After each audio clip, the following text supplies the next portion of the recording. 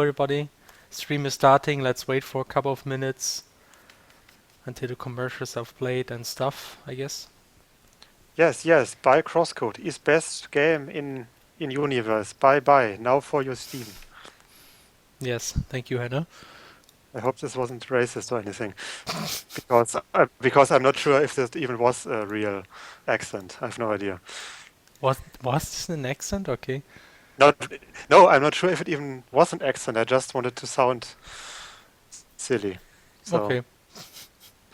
by the way, I should maybe deactivate the sound. Yes, I had. Good evening, everyone. Good evening, Thorata. Good Hello. evening, Radical Fish Games, whoever that is. Good evening, Dehildo. Good evening, Sampain. Oh, it's clever. Pain. Whoa. Sampain. Sounds painful. You know, it sounds like the perfect senpai for a yandere. Oh gosh. Yeah, I guess. Get it? Cause pain. Yes, they cause pain. And sometimes they also like pain, I guess. I mean, I'm not an expert. Okay. Gotta ask a friend of mine. Yes, maybe also good evening, Adlessa, our wonderful and fair and unbiased and not randomly silencing people moderatoress Adlessa. Yes. All right. So, okay. Let's start. Yeah, do it. Yeah, hello everyone. Welcome to another CrossCode dev stream. I'm Felix, aka Laxen, and with me in Skype again is Geflügel, aka Hannah. Hello. How are you? Yes, and how are you, gentlemen? You're on your way to destruction. Yes, you have no more hope to survive. Or what was it? No. It was completely different, but Yeah. it's all right. Never mind. Okay, so we did something new this time. Actually, I didn't want to show this here because I don't want to spread emails too quickly. We should close this too.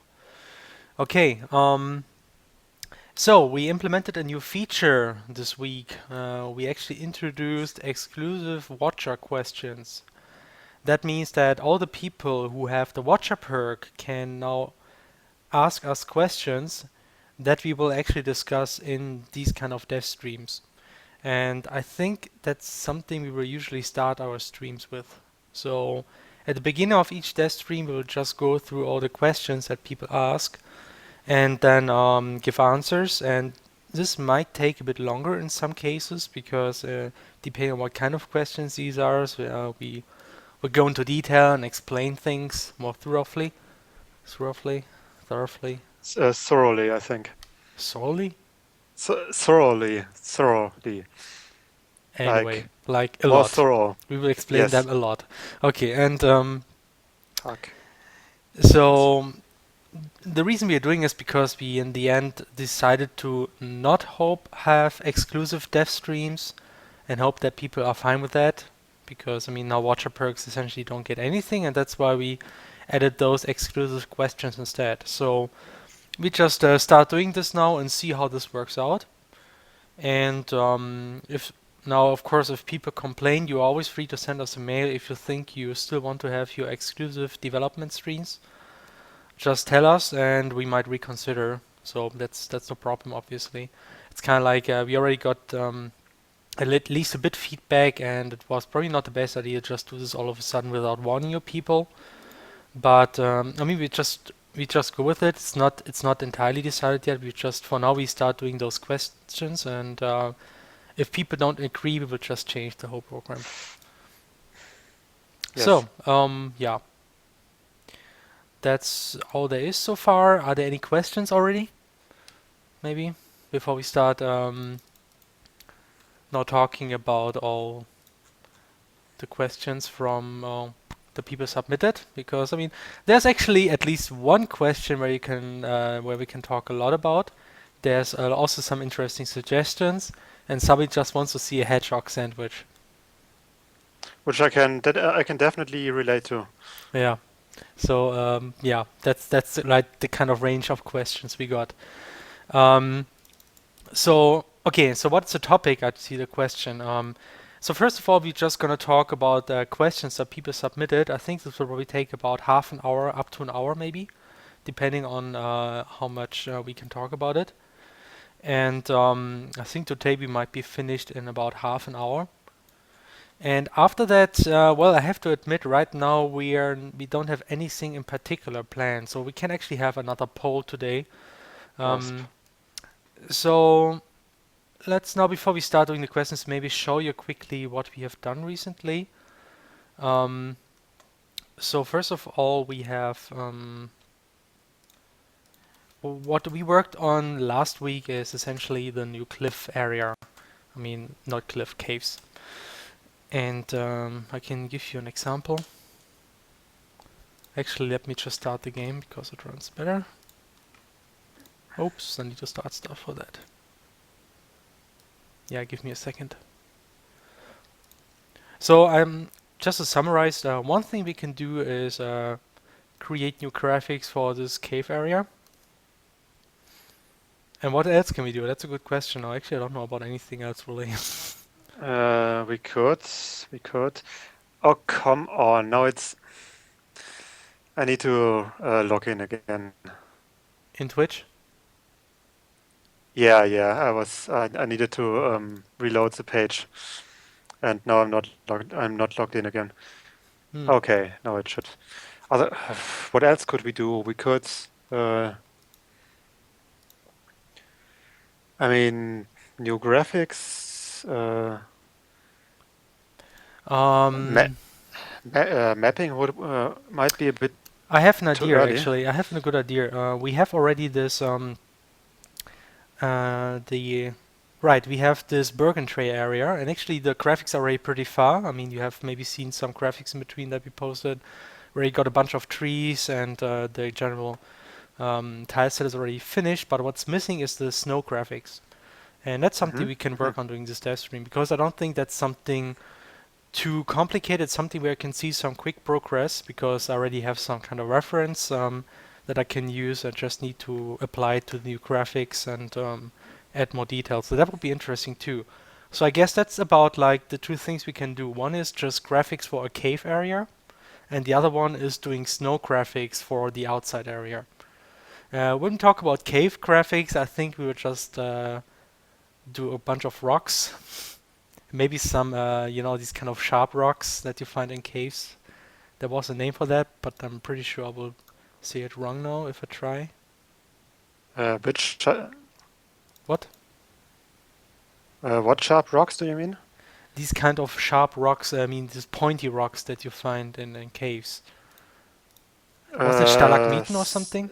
Stalagmite, I think. Yeah. Stalagmite, okay.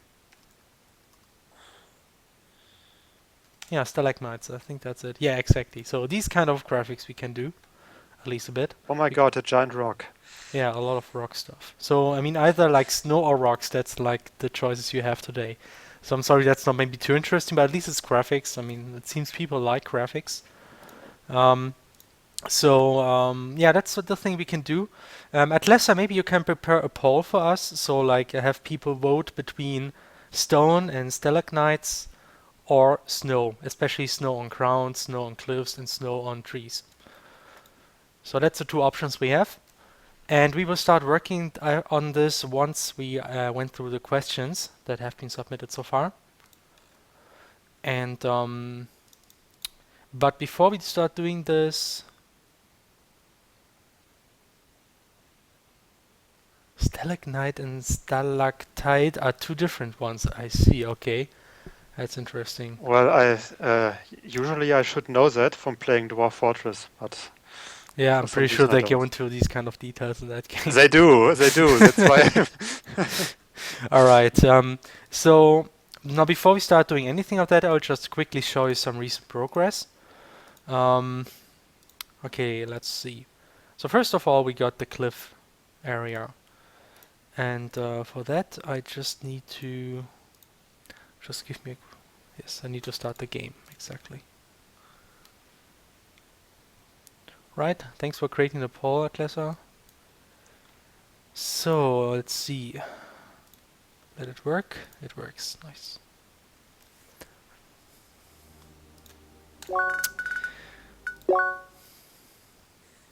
Teleportation. Teleportation. And here we go. So that's like the new cliff area I've been working on this week. You might recognize those tile graphics because they're essentially the same we already use in Bergen Trail. But I had to extend several things to make it work in a cave. For instance, you might see that those cliffs now fade into darkness. That's something I had to add.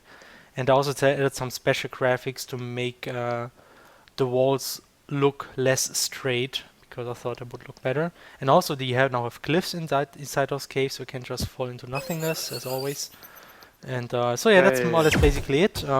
There's a lot of ground tiles that have been modified for this purpose. The interesting thing here is also that I again modified the height map generator to essentially generate these kind of maps automatically. I can you show this quickly as well. Just need to start the map editor.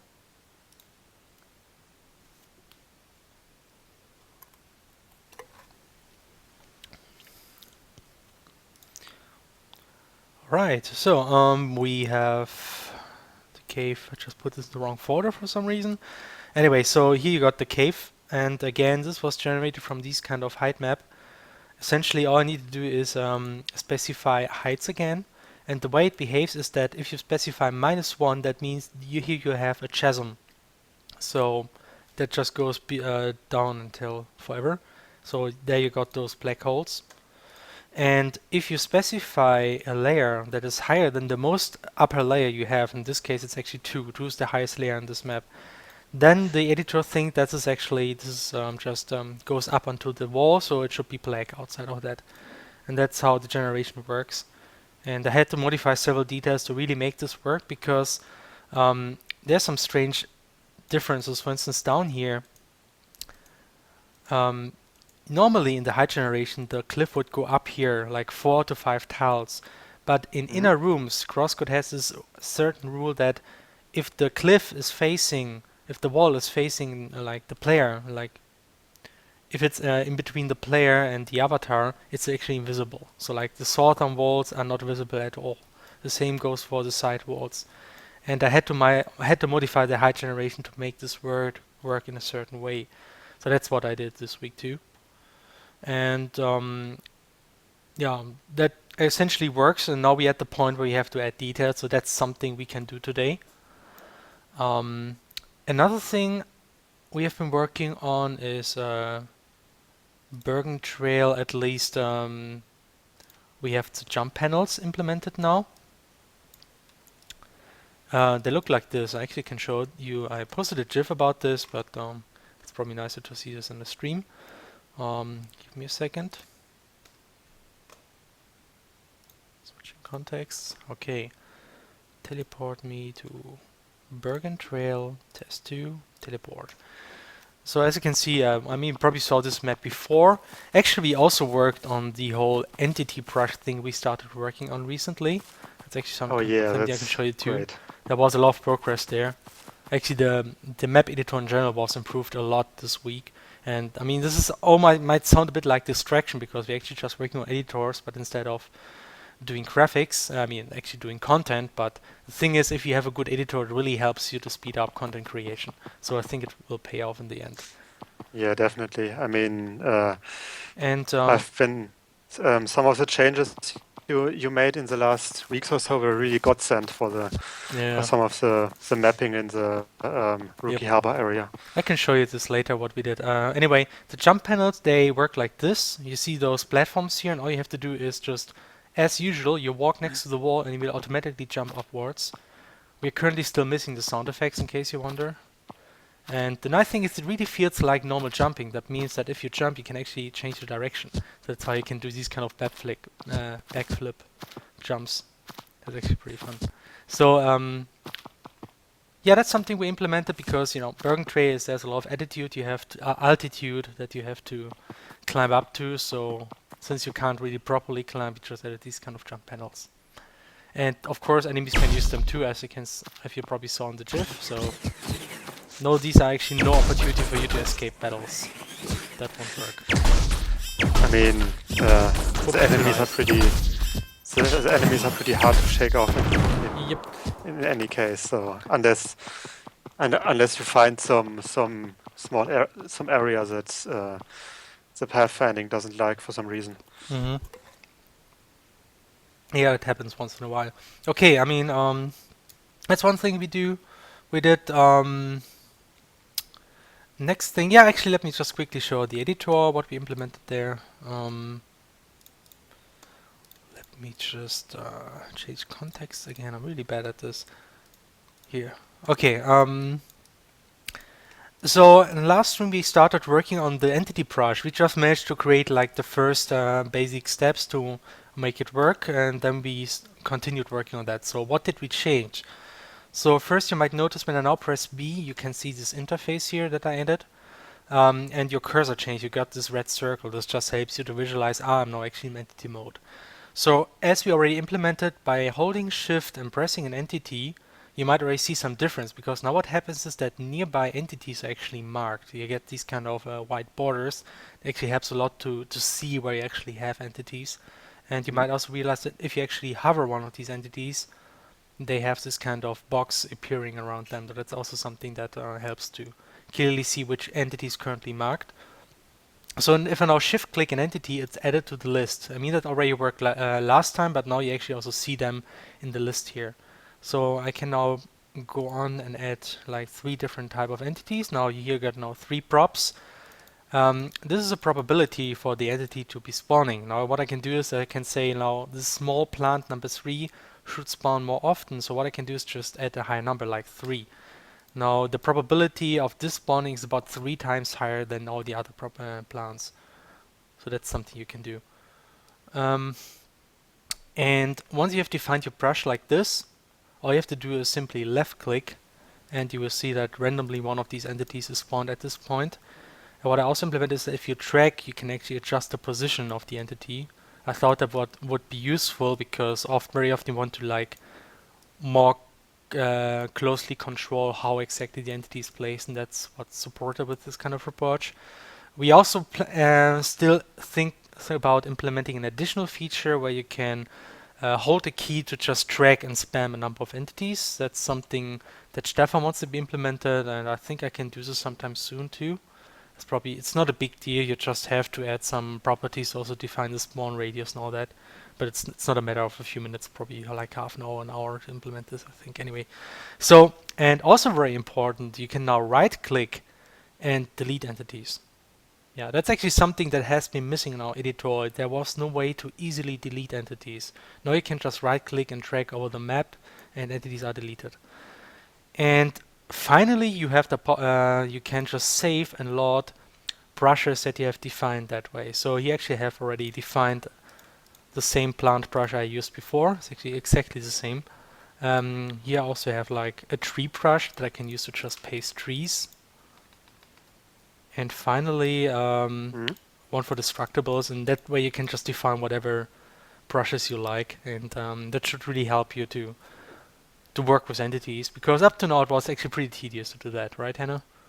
Yes, and I'm so glad that I can finally place masses of entities so much easier. Yeah, you already managed to do this before, so that's nothing new, I guess.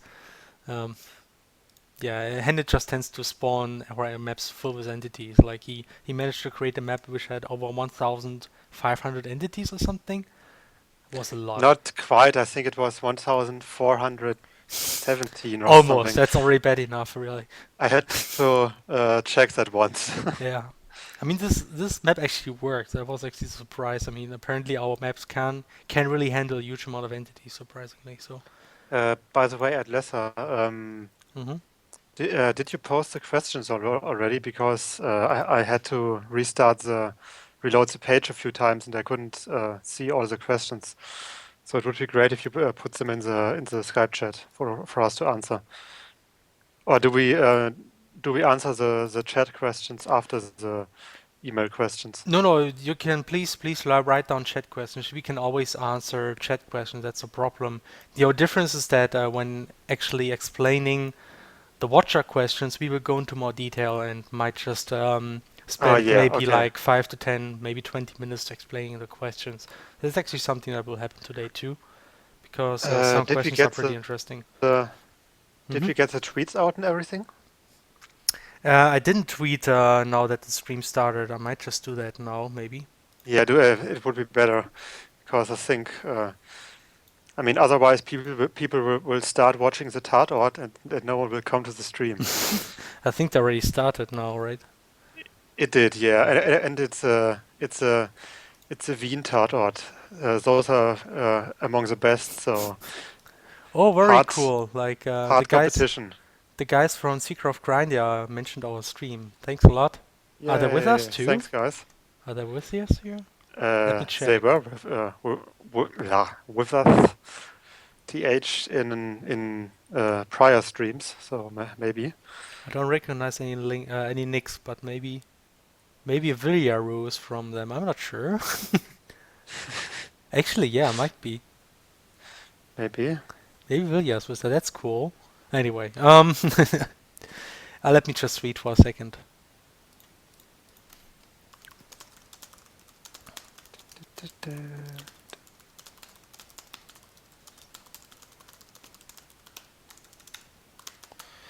Right.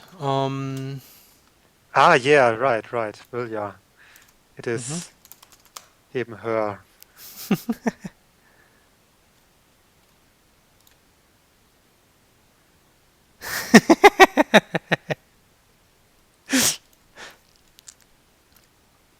Now Stefan's going to tell them they should not waste their time watching our streams or what? Oh no, he's just yeah. Please go look at Secret of Crania. It's an awesome game. Play Yeah, it it by all is. means. It's awesome. It's great. So much sprite art, goodness, and animations. Oh man, so many animations. I can't believe it. Yeah. Okay. So let me just add the link. Twitch. Don't watch our stream. Go play Secret of Grindia. Well, you Oh, can do both. yeah. You Right. can do both. I mean, you can play it in a window mode, pretty small, and then you can listen to our stream and maybe Maybe. watch the video as well and still play it. Hello, Nemika. Yes, Hello. everyone leaves. No, actually, we are still rising in Yeah, I in mean, I don't know. numbers. It might just be that it's natural since we now continue doing this more regularly that, of course, Yeah. views will decrease, but it's no problem. We just keep doing And it. and maybe because you said last time that I will joining you instead of Stefan. Yeah, So maybe that's the reason too. that's the reason why people don't Yeah, come too in. many puns. People just run away now. Nah, I don't think so really. Anyway, so I where have haven't I done a single been? pun so far. Yeah, I just showed you now how the editor works, what kind of stuff we now can do here, and yeah, I hope people understand that this is not a waste of time. It is actually helping us to create content much more quickly. Because we actually, you won't believe how long it took us to create the Autumn Rise area, and Hmm. that's partly because it was so hard to work with entities and things like this. Okay, so it's so much about Bergen Trail and Cave. I think there's also a bit new content in the Rookie Harbor area. Like the north map, I hear it is essentially done. Let me just have a quick look. Actually, I forgot to update. Oh my gosh, I maybe should always make sure to update the game before I start showing it on stream. Give me a second, Yeah. guys. Are there any questions already? Maybe some small questions we can answer. Um, there's Whoa. definitely someone saying I'm gonna translate. Laxen, the CrossCode reminds me of Chrono Trigger. I mean the tile sets, Mm-hmm. if you can call them that. Well, Yeah, they're tile it's, sets. they're tile sets. They're 2D sprite art tile sets, and they're good looking, like Chrono Trigger. So I guess could remind you of Chrono Trigger. And I think partially Chrono Trigger was one of the games that um, inspired us Hmm. in terms of graphics. Yeah, exactly. I I mean, mean, it's pretty obvious because, as I said, Chrono Trigger is one of the most beautiful 16-bit RPGs. yeah, I think I have to be frank here. I think I mostly was inspired by Psychonauts 3, Yeah, of but it just course. turns out that those graphics are actually pretty similar to Chrono Trigger in many ways. I mean, Chrono Trigger is a bit less colorful, but like the overall structures and everything is actually very similar. Mm. So I think that's why a lot of people think it's like Chrono Trigger or Psychonauts Secret of Mana, these kind of games. It's just now the style we have chosen here. Yep. Okay.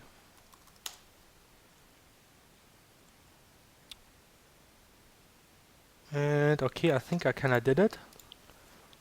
Let's update.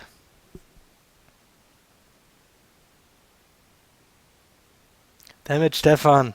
Don't spoil here. No spoilers. The world explodes. Yes. Yes, of course. Why not? So here we have like the north area. You can see we now added more details here in this area. The marketplace is essentially done. I think the whole north area is essentially done except for NPCs as usual. And we have the west area where we actually changed some things. This is not completely done, but as you can see now, since we had a quick discussion about this during last stream, but now you can actually walk through here, and I think it's easier for players. Of course, you can still take now the ways around here, around the other buildings. So I think in general, I really like the structure of this map here. It looks cool. And as you can see, we now have like a very smooth transition from the city to the optimized area, as you can see. And we actually use the same tile graphics here. And so yeah, that's pretty cool. This is essentially the Hmm. last map, and when we have added the details for this map, I think that's something for Hannah to do, right? Yeah, I'm gonna try to do it while we are streaming a bit. I Okay. mean, besides answering questions and the like, So but I it will might try just to be that, yeah, multitask a bit. might be that Hannah just makes more progress than I do. And so, um, Don't count on it, but I will try how it yeah. goes. So I anyway, will so definitely try to that's at essentially least the yeah. yeah. That's essentially the last map in our Rookie Harbor we have to do, and then at least the basic mapping is done. The next thing we have to do is add NPCs, add some dialogues, make the city a bit lively. I mean, we probably can't promise to give you the full city as it will be in the final game, obviously, because there's Mhm. always some iterative progress going on. We actually recently talked about what we will do for the interior of the houses. The idea is that we will just start adding the first interiors of some of the houses to have the basic stuff finished, like shops and maybe some places where you can collect quests. But a lot of the houses will remain closed, and as we progress with the game, we might just decide, okay, now this house we can actually open up. Now you can enter this house, and you will find some new things in there, maybe something related to quests, and that's the general approach we have here. Talking about interior of houses, we also had a lot of progress for those tile graphics. Actually, something I can show very quickly. Um, got showcase. Doop-a-doop. Tina has been working pretty hard on these graphics, and they turned out really awesome. It's I hope these Oh, great definitely. because like Tina has this habit of not putting the graphics in our Dropbox. Um, let's see. Yeah, they're pretty much outdated. Ah, god damn it. Let me check for a second. I think I might find an image. Whoops. Privacy. Okay. Privacy? Right. So that should be it. Hopefully. Yeah. Oh yeah. Look, it's Photoshop now. So here, that's like the current state of the interior tiles. So a lot of details have been added. We now got like the counter here, a lot more furnitures. These doors, I really like the way that Tina did the doors here. Actually, I really like those. And also here, like the small floor pattern that you can actually. It helps you really to see the doors on the lower end. And of course, our great Oreo couches and furnitures and everything. So that's Yes.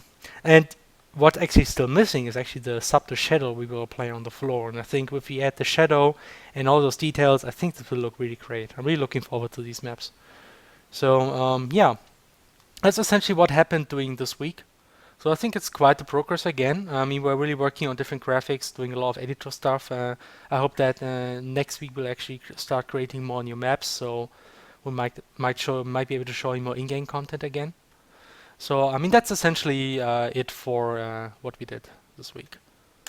Okay. I think next we're now finally gonna go to the questions that people submitted. And I think what I'll just do is Yes. the following. I'll just create some text document here, and I will just start pasting the questions in there so people can actually read them while I read them to them, or at least like quickly read them. And I'm not perfectly sure if I should actually say who asked the question. I'm not sure if people would like this really. So I will keep the name secret for now. I'll just say Yeah, you should somebody asked this maybe question. say it for the next time that they should say if they want the name mentioned or not, Hmm. because some people might like that they got Yeah, mentioned yeah, in yeah. this in the stream, and others because Probably Senpai should have noticed added a them. field, but we can just write in the text, please, if you want to have your name mentioned, mention though this in the text of the question or something. Hmm? So for now, I would just assume that people don't want to have their name mentioned, and so I hope that's okay for now. From now on, you can please write if you want to have your name mentioned. Just write this in the message. All right.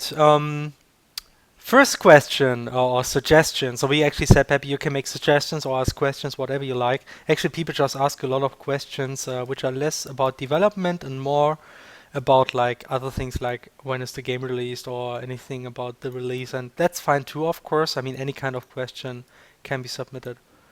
So let's start with I think the questions that are answered pretty quickly. Suggestion. Hedgehog sandwich. Please, radical senpais, I will love you forever. One hedgehog sandwich is all I ask for. Some weird smiley. In return, I will do any CrossCode related fan art you ask for. Yay! I'm not exactly sure what a hedgehog sandwich is. It's like a consumable item. Is that what they want here? Maybe. Yeah. So actually, the thing is, we have like these kind of chef perks, and those people can suggest us food. And um, if you maybe find someone who has a chef perk, you might suggest them to add the hedgehog sandwich. That's no problem. Otherwise, just taking all this request and adding the food is essentially like giving you the chef sandwich Yeah, for yeah, we free. should definitely. So that would be, I'm not sure that's a really good idea. So let's just say the idea is noted and it may happen or it may not happen. Um, so we can't really give you any guarantee for this year, unfortunately. But so first of all, I would really like to know what exactly is actually a hedgehog sandwich. I'm not sure. Why would you eat a hedgehog? I mean, they're so cute, right? Well, you are punching them, so you might as well eat them. But that's brutal, right? Yeah, Anyway. so is punching them. No, I mean, Spunk is just fun and sparkly. I Oh, know. all right. Okay, okay, this question is actually will take a bit longer. So here's a question which is release related. Will there be physical release? Actually, somebody just wrote the name in here. If that happens, I hope that's okay because then we'll just paste that name because I just did. Okay, so Yeah, will there be right. physical release? I don't know if we asked for before. Actually, I think some people asked for, but it's no problem. You can ask questions twice. That's no big deal. Um, Yeah, so people ask us if we will do a physical release of CrossCode, and I cannot really say for certain right now. I think there's a lot of costs related to doing physical releases, and I think before we do that, we first will do the digital release, and Yeah, of course. if the game is successful enough, I think doing a physical release is possible. I Um, mean, considering that you sometimes even find certain maker games yeah, uh, in physical releases in certain shopping centers, so yeah, it might so not be out of reach. yeah, sure, it might be possible. I mean, it's just an additional way to maybe get some income. So it's possible, but probably not right away, and we can't really make any promises, unfortunately. So, Now we got a very long suggestion by somebody, and this one said, what about putting together an exclusive highlight series from the development streams? And that's actually very long, very nice argumentation why this would work and thing. And I actually like the idea, kind of. So the idea is, instead of doing exclusive streams, we can create some videos that summarize the dev streams that you can see in public. It's just emphasizing the most important points and the interesting parts, and just giving out those videos exclusively to the watcher perks, maybe for the first 2 weeks, maybe later on doing them publicly as well. I think that would be interesting now. But as here is already mentioned, there is of course a significant time commitment in doing this, obviously, because cutting videos is something that's not done automatically. You have to like watch the video yourself, and for doing it for a 2-3 hour stream, it will probably take about 2 to 3 hours, I think. Just probably you can do some skipping, obviously, but working with such a big amount of content, it takes some time. Cutting out the videos. You need, of course, some video editing expertise, and actually we are kind of lacking people who can do video editing in Radical Fish games. It's kind of sad, yeah, but we don't really have a lot of people who really, who out now who could do this for us. That's We kind of could like ask the... Hmm? we could ask some let's players. They might know. Yeah, probably they have nothing else to do, I'm pretty sure. So, Yeah. I True. think Teku could help us out with that actually. I think he has some Yeah, video true, editing true. experience. The thing is that Teku, not sure if Teku has the amount of time for us to do that, but I might just ask. So unfortunately, I'm not really sure we can do this right away, but let's just say we will think about it and maybe we will find a way to do something like this. So I think I really like this idea of doing like a dev stream summary, just cutting out the key moments and doing it in one compact video. I think that's a pretty interesting idea. So, and now for the last two questions, those are actually questions will might take a bit longer to answer. I'm not really sure we will answer them fully today. Now the first one is actually something, is there any way to make the different heights of platforms easier to determine? Yeah, that's actually something what a lot of people like tell us, that it's difficult in CrossCode to see the height of platforms. I think we talked about this before. Let's just talk about this now a bit more in detail. Like I will give you some examples and what we plan to do to improve this, and just talk about this in general. So just to give you a bit of an example, I think I will start the game to show you how things look in game. Just give me a second again. God damn it, too many windows here. Really have to. We got a small question, or should I do other questions? Let's just meanwhile? wait for the questions for a second after you've done the watcher questions, I think, and then. All right. It's a good idea. Okay, let's just say I will try to wrap up the watcher questions until 9 o'clock. That gives actually like about 20 minutes. It might be enough. Okay, so this story mode, exactly that's what I want to do. Let's just load several maps and talk about like different heights. Thing is, okay, entities, no, teleport. Autumn, let's just take some autumn map. That's good. So here you have, let me just make the sound a bit quieter. Okay. So there's always the thing about cliffs in CrossCode. The inherent problem really here is we have 3D collisions, but we only have 2D graphics. So you have the height, as you can see here. I'm not doing the debug jetpack. No, you don't get this in release mode. And so sometimes it's really hard to tell what is the height of the platform. One instance is down here. How do you know how high this platform is? You might just jump here and it might just be too high. You wouldn't know immediately unless you kind of like track this line and then you see, look here. This doesn't look too high, so I might be able to jump on it. But the thing is, if you wouldn't see this, like here for instance, if you now look at this platform, you have no idea how high it is. And that's really an inherent problem of like the whole perspective thing, how we do our graphics. And there are a couple of solutions to this, but most of them kind of like are either a bit too hard to do for us at this point because they might require a direct change of the graphics, or kind of like what was the other problem? I forgot. I think one was too big of a change. Um, I mean, there's. Oh man, I kind of like lost my train of thought here. Same. Like, I mean, too much work is very often an excuse for us. Um, well, almost have it. Like, the problem really is the easiest solution would be let's just do 3D graphics. Obviously, we can't do this. I mean, changing the engine right now to actually use 3D graphics is just beyond anything. We couldn't do that by promising a release in 2016. That's no way possible. If you would use 3D, you could actually use perspective transformations. Make sure if you use sideway, you might actually see the side on the wall here, which actually helps a lot to perceive the height. And that's just having like the kind of having the different ground layers move in different parallax height might just help a lot.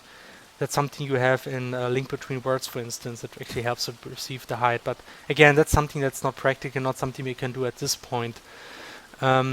Something else is really, we could do something like a Link Between Words does. A Link to the Past actually this time. Let me just Google some screenshots. And actually, that's something that I kind of unfortunately just realized too late. And different screenshot. Let's look for dungeon. Dungeons are look. This is something that a Link Between Link to the Past does. They have walls, but they are designed in a way that you can actually see the walls on the side as well. And I just realized that when you do this, it's actually much easier to perceive the height of things because you will always see the wall even on the lower ground. But that's not really something we could do up to this point because we just decided to have this kind of perspective, which is very much like in Secret of Mana.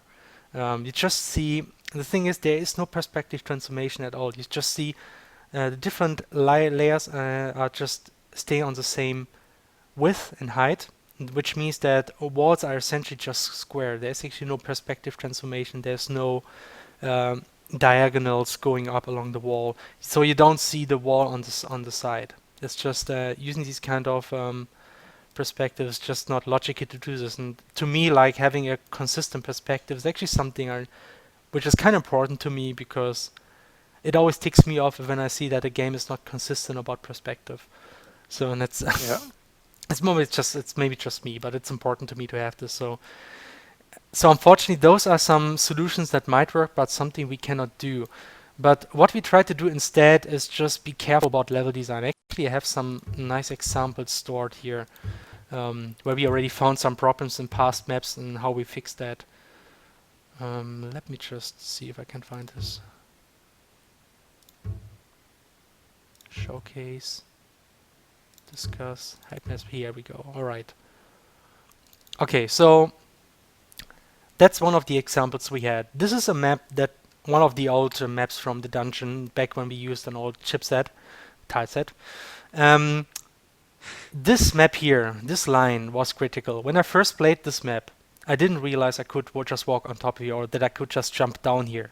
Because if you just I don't want to hold my hands in front of the display, if you just look at it like this, you wouldn't know if this here is actually higher or lower than this other platform, because you don't see any wall, you just see the line between the two platforms, and that's confusing. There's an easy fix to that, and that is to simply show the wall in different part of on this kind of in this area. So now we just edit this random arc here in the platform. Just adding this arc, you could see the wall in this point in this area, and this makes it more easy to understand that this one is actually high up. So that's one of the solutions. And again, the same here. So here again, you have like the straight wall. It's difficult to see the height. So I just moved this lower part here inside the wall a bit, and then all of a sudden you see the wall here, and it becomes more apparent that there is some height difference here. So that's the kind of tricks you can use to improve like the whole perspective. Again here, that's another example where I thought it might be a bit hard to see that. Actually, I'm not really sure. There's some other things. Actually, look at this old chipset. That's one reason why I changed this chipset is because I realized that this chipset is not good to perceive the height. The reason is that you have too many borders. You might realize we have this kind of blue border on the lower platforms, but on these higher platforms we have this more light grayish border. And at the beginning I wasn't really sure about it, but then I realized that maybe having so many borders, it's actually confusing. I mean, you might think that if you use it consistently, blue border means this is below, and light border means this is above, so that this one is actually higher than the blue border. Even if you use this consistently, I think people are more tend to be confused about this because there's just one border and then there's another border. So what we did instead in the new tile set, let me just load the map here to quickly show you how it looks like right now. That's the puzzle, the Bergen, nope. Rhombus Dungeon, here we go. Let me try to find the same map. Actually the map, yeah, 3-1 was, no, it was 2. 2 was that map. So that's how the tile set looks right now. I simply removed the border on the lower platforms.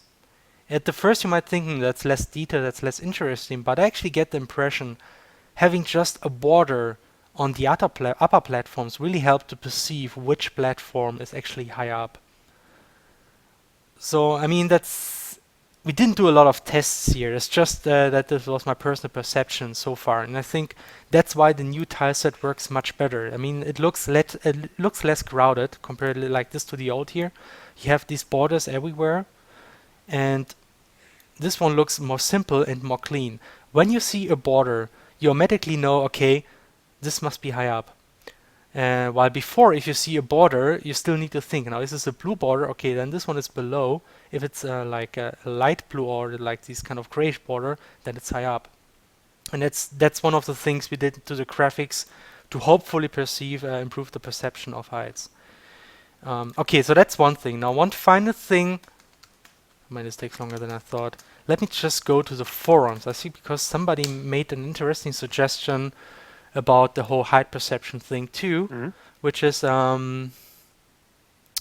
like this kind of, I'm not sure. Do you know how this was code, Hannah, maybe? Any idea? Which one? This where somebody suggested how like a special detective view, wasn't it? Something with detective. I'll just try to search this. What? Nope. No reason. Well, we have two questions that are directly connected to the topic right now. Sure, ask away. Like, it's not really a question. The first one is seems like good level design should avoid most problems with the height, and that's true. I mean, that's one of the main things we try to do to avoid the height confusion. Yeah, exactly. Actually, there are two things to level designs. One thing I didn't mention. So one is, as I showed, just doing a layout of the cliff so that people can see the lower side of the cliff and makes it easier to perceive the height. And one thing is that if you map cliffs in a way that the person expects to be able to jump over it, it should work. Just map it in a way that whenever the player thinks you can jump over it, it should also work. Just kind of meet the player's exceptions. There's actually, I mean, one might think, I tricked the player, I just map like one thing that looks like you can jump over it, but it's actually not, and it's true because it's just how the cliffs are arranged. But I don't think that's actually good level design. You kind of should like match the expectations of the player, and that's why you should, whenever you have like a distance between two cliffs where a player can jump over it, it should work, or it should be very clear that the other cliff is somehow higher. And that's something we try to do, but it's not easy to do that because you yourself actually don't see this. You really need somebody else to tell you, this jump actually confused me. So yeah, so that's how you have to be careful about level design. Yeah. There was another question, right? Yes, this is my question. Not mine, but he said that. And maybe you could add a mechanic that works like this. You focus, and the height you're on becomes highlighted. Yeah. Well, that's an idea that we had in the past, I think, but it wasn't feasible for actually, some that's reason. exactly what I wanted to show you. Somebody actually made a suggestion for this kind of features, and now there's like you might do this, of course. I mean, there's some reasons why we don't want to do this. I just wanted to show this because they actually had a nice visualization how this could look like. Now, it's possible to do that. It's a lot of work actually to implement this because we need to kind of detect the height of the different areas, and this also means that you have to be very careful about the height on places that you usually could not go to, because this will just work for the whole screen. And if you just visualize the height information, all of a sudden you cannot cheat for areas where you usually cannot walk to. So this would means we have to be more careful about the whole height map and the levels. But that's actually not the whole point. Is not that the point is having this extra visualization. It's actually, if this is something that you need to play the game, it will just end up being tedious for the player. I mean, people will be annoyed that they always have to like go into this mode and analyze the surrounding, this kind of view, to actually understand what's going on. Like, it's just adding more interfaces and making the game more complicated. And I think it's just less elegant. It would maybe it would look fancy in the beginning, but if you just keep using it over and over again just to understand the layout of the maps, it will just become tedious. And if you now have this feature, and because you have this feature, you don't care about having a good level design, I think the overall experience will just become worse, because you just always have to use this feature, and it won't feel natural. It will kind of feel forced, like having this extra feature that you need to understand the game. So I think it's better to have some intuitive approach which goes through improved level design.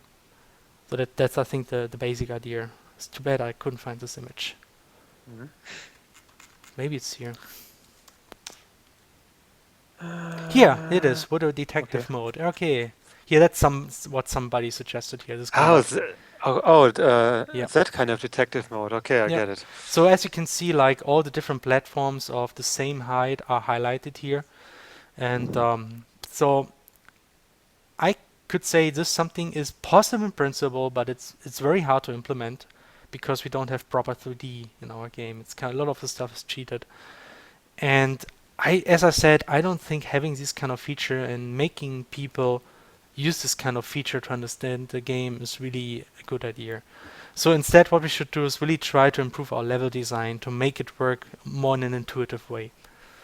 So that's the thing I think we should do. So yeah, that was this question. That was supposed to be the shorter question because the next one is actually pretty long.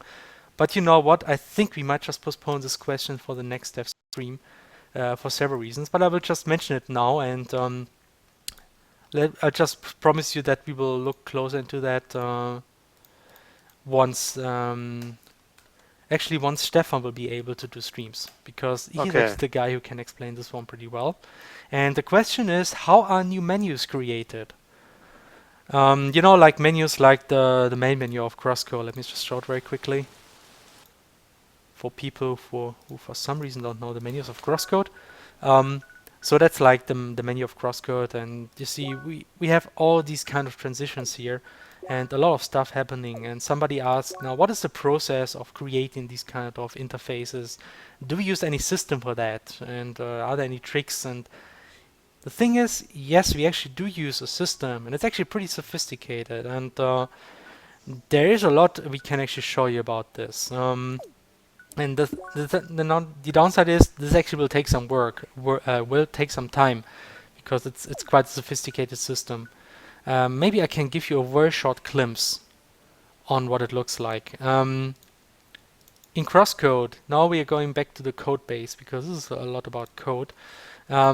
We have a feature called GUI, so it's about interfaces. It's actually the wrong. It's a base feature. Here we go. GUI feature is all about rendering these kind of interfaces. There is a GUI manager in here which kind of takes care of rendering all GUI elements in the game. And then there is a GUI class which is used to implement each GUI element, interface element. Okay, just to try to wrap it in a short nutshell, the thing about the GUI is each, I would just say interface or GUI. I'm still not sure how to say this in English. GUI, graphical user interface, right? I mean, each interface class has dimensions. It has a size, a width and a height. It has a position, and it has alignment informations. The alignments are like what you would roughly expect. You can, for x and the y coordinate, you can say it's on the left, it's on the right, or it's on the center, or it's on the top, on the bottom, or the center. Now, having this kind of basic information, just a size, a position, and an alignment already helps a lot to lay out your interfaces across the screen. And the next thing important is that we actually arrange our GUI elements in a tree. So each GUI element can have children. And when you have children, their position is relative to their parent. So if you say, I have this box which is in the center, actually let me just very quickly open something like PowerPoint. It's actually very good to explain these kind of things. And no, don't tell me. I'm such an idiot. I always like forget to switch screens. Anyway, let me just show very quickly in Photoshop the very rough idea. Assume this is now the CrossCode screen that you see here. You can have like your GUI element 1, which has this size, and by default is in the upper right corner. Now I can say, let's just put this in the lower corner in the center, and then it will be placed like this, with the same, that's like the default position with coordinates 0, 0. If you now say, okay, now y should actually be like a value of 10, the y offset will then apply it away from the bottom border, so you actually can have some distance to the bottom. That's something we can do. That's kind of like how the layout works. And if you now add a second GUI element and you say, okay, now this GUI element is actually a child of the first element, it's smaller, then you just put it in here. That's again the default position in the upper right corner. Now say, no, I want it actually in the upper right corner. So it just specify alignment like this, and then you can say the offset. Okay, I want like 8 pixel offset on the top and the right, and that's how it works. You just specify it like this. And that's a thing you can do. That's some very basic layout. It's not nearly as complicated as HTML, but it's actually enough. Just having kind of a size, a position, and alignment. That's just having this is actually to do the layout of your interfaces. And finally, about animations, there's one thing I want to mention. We have a concept which is called transitions. Transitions means that whenever we move a GUI, an interface, it's just there's just a transition from one state to another state. How can I show this? I just need to find some example, I think. Message GUI might work. Message overlay. Now these are the interfaces for the dialogues. Message overlay GUI is actually one of those interface elements for the message. And whenever I write a class, you can define transitions. There are just two transitions here. One is default, one is hidden. You can have any number of transitions, but normally you just have two, maybe three. And they do what is actually written here. Default is a default view of the default view of the interface. Hidden means it's actually not visible. And you see there's like two different things here. First, you have a transition time defined. That means if you go to this kind of state, it will take half a second to do so, and it will apply this kind of key spline on the transition. Key splines is again a very powerful concept that helps to make smooth animations. That's actually something I probably could do a whole stream about, or maybe half a stream, just talking about transitions. So if somebody has that's something we should have thought about sooner. No, we don't have to do this now. I mean, I'm just saying that if people now are interested about key splines, please, if anybody of you watchers is watching us, just ask this question. I can tell you more about key splines. Actually, something I really like to talk about because it's a very basic, very essential concept that really helps you to make your game much more smooth. So it's really worth it. So anyway, so you have these kind of key splines to make the transition, and the state really defines how the appearance of the interface changes. And there's just one difference. In default, we change nothing. It's just a default. In hidden, we just set alpha to 0. So if you have a transition between the two states, all that happens is that the interface will fade away. Alpha 0 means there's no transparency. So it goes from full transparency, it goes from no transparency to alpha 0, which means full transparency. It's not visible. that's a boring example. This one is more interesting. Here we do not only say, actually here we say that there is no alpha transition. Instead we say there is an offset, which means if it goes to this state, it will move along the y-axis with a value of minus 21. And what that means is essentially, I think it depends on where the alignment is. Yeah, like if you're on the top, it means it goes 21 pixel up. If you're on the bottom, it means it goes 21 pixel down. I'm not really sure why we have two different states here, really, but because they're essentially the same, as I can see it. So that's maybe because some change we had in the system. Anyway, so you can see we cannot only change the alpha, but also like the position by applying offset values. And in addition, we can also specify scaling. That's something we use very often. So we can scale GUI elements separately with X and Y axis, and we can apply rotations. Actually, one fun example about rotations that I can show you is the enemy bar. Let me just show you this very quickly.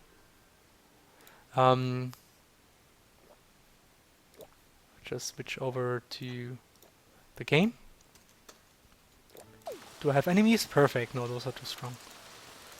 So just look very closely on the energy bar of an enemy that I hopefully will defeat anytime soon. Yeah, I will take that. I should have leveled or had some equipment or something. That was stupid. So I will now go into... come on. Too many enemies. Okay, I will just go to slow motion. Just look on the energy bar very closely. I need another ball. Come on, just die. Did you see this? Not only did the energy bar get smaller, but there was actually a very slight rotation. That's again something we did with our transition system. And it just helps you to polish some small animations and adding this very little extra to make it look very smooth. So that's more or less what we can do with our GUI system. So there's actually much more stuff we can talk here about. And I think just showing the whole progress on how we create these kind of GUI elements is something we can show once Stefan is actually doing streams, because he has a lot of experience creating GUI elements. He's the one who created the menu essentially. So Yep. So maybe the next or the übernächste, like the stream after that. The stream after the next. The stream after the next stream. We might just answer this question properly, actually giving you a detailed example on how this works. All right. That was all the watcher questions. I hope that is at least satisfactory for the most part. And if you have any more questions, if you want to know any more details, just ask more questions, just submit another question. It's no problem if you ask a question twice. I mean, we'll just probably mention it and tell you that we already answered this question in the previous stream. So there's no hurt in doing this. Anyway, so just submit us questions. If you get questions, the streams will become more interesting, I think, because we actually have interesting stuff to talk about. And that's it for the watcher questions. Are there now any questions in the chat that we need to answer? Well, we still have questions in the in our Skype chat. Yeah, from that's what I mean. Adlessa, or rather that Adlessa posted there. Which languages CrossCode will get and release a part of English and German? Well, it will most likely get a French release. And other languages are also possible. I mean, Japanese would be pretty obvious, and Spanish, of course. So, and maybe Russian. I mean, it all depends on what is asked for.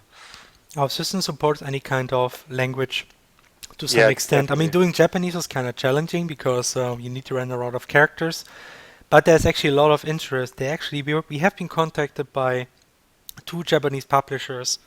I don't want to say any names really now, but they seem to be kind of big. It's not Nintendo. Nah, Nintendo is not really. It's not. It's not a. They don't publish indie games. I don't think. Yeah, I think so. Anyway, so Right. I mean, there seems to be pretty big names, and they have been interested in doing translations for CrossCode. Now we have a collaboration with a German developer, which kind of has publishing rights for CrossCode. That's kind of like how the deal works. However, they think it's possible to do Japanese translations or any kind of translation with other publishers. So at least they are open to the idea. So I think it might work. I mean, for us, it's first important to finish the game, and if we are close to release, we will try to release the game in different languages, obviously. Um, we cannot make a lot of promises right now which languages exactly we will support, but yeah, as Hannah said, French is very likely because we got a lot of interest from the French community. Some people already want to translate the game in French right now, and yeah, so it's probably likely to happen. And Mhm. so is Japanese and probably some other European languages too. Okay, Yes, yes, yes, yes. We have more questions. Um, blah blah blah blah. Yes. blah blah. Why don't you do some bug fixing? I would be very interested in that. Well, I guess for that we would first need some bugs that we know about. We have a lot of bugs. Yeah, Yeah, that's but that's no yeah, issue. maybe, but I think which come to mind now that need fixing? There's one bug which seems to bug a lot of people is that Aha. there's a crash when you reset the options in the game in release mode.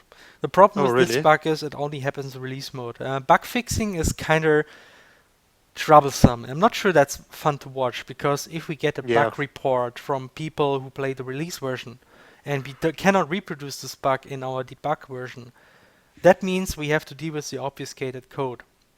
So essentially we have to look at the obfuscated code, try to figure out where exactly this happens in the original debug code, and then we can actually fix that bug.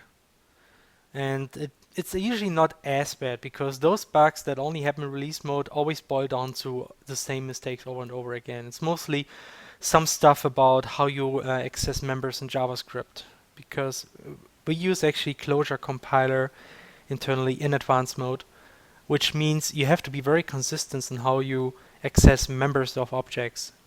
In JavaScript, you can use either the array operator using a string argument, or you can just say dot any bare word. So that's the way to say you actually can access a member by string or a bare word.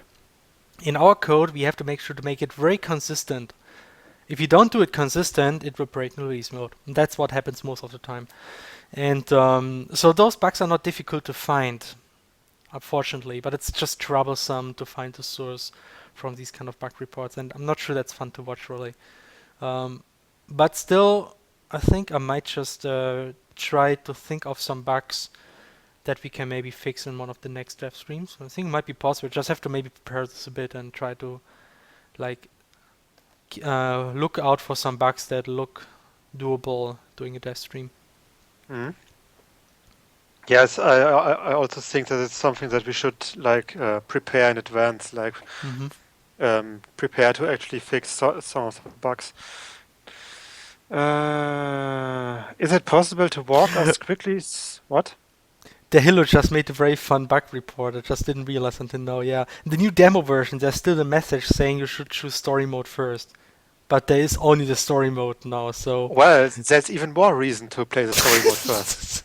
it's still stupid, though. Damn it. Yeah, I mean, we're gonna fix that. Yeah. Okay. Yeah. There's a question from Candy Tree, 59. No, Mm-hmm. 95. That's how it is. Which is a pretty nice tree, I think. And nice trees are always something we talk about Mm-hmm. a lot, Yes. but only if they are from candy and not weirdly shaped. Yes. Is it possible to walk us quickly through your map editor, how you store the information and set them up, change IDs? Would be interested how you do it, since I'm coding my own tile map editor right now. Bin mal 2 Minuten AFK. Ach so, das war nicht. Not part of the question. Showing the map editor will take a lot of time because it's actually quite big. So just giving you a short crash course through it, I think will make just consume half of the stream. So I'm not really sure I can do this right now, but it's something that we might do if people ask us about this in the watcher perks at least. I mean, that's kind of like the downside. We cannot now just do everything what people ask us because then there would be no value in the watcher perk questions. Well, we could do it if there is no If there's no if we watcher have per time. question left, we might just do it. Yeah, I mean, Yeah.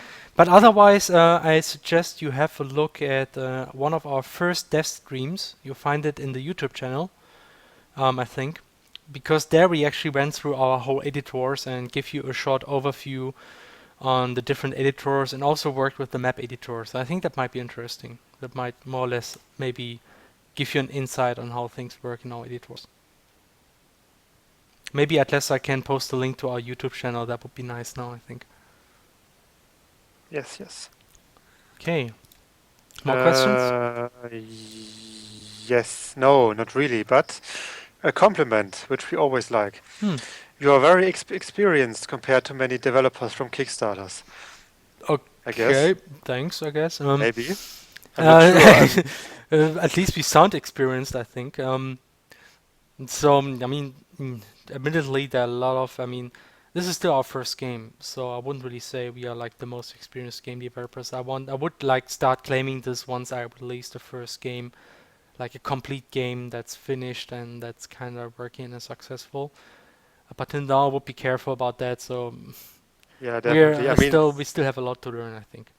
I mean, it was interesting that on the RPC that some of those of our colleagues basically from um, that also presented games like on the same booth as us, Mm. basically talked about all of us like yeah, uh, guys like us who already are much further than most other game developers, and we were like, don't really feel like we are that far already. Yeah, it's kind of hard But to say. I mean, there's of yeah, course we have been working on one game for over 3 years now, and it kind of shows. yeah, But I mean, we did a lot of stuff, and I think the biggest reason why we didn't finish anything is that because we are just too damn ambitious. I mean, creating like CrossCode as our first project is like probably the biggest, worst idea we had so far because it's yeah. just huge huge in So scope. But we're just hard-headed in that yeah. Go respect. ahead. We just won't give up. So it will take some time, I guess. Well, I mean, we are doing pretty well so far. So it's not really about giving up now at Hmm. this point. But so basically, I mean, it might work out for us, but kids, don't try this at home.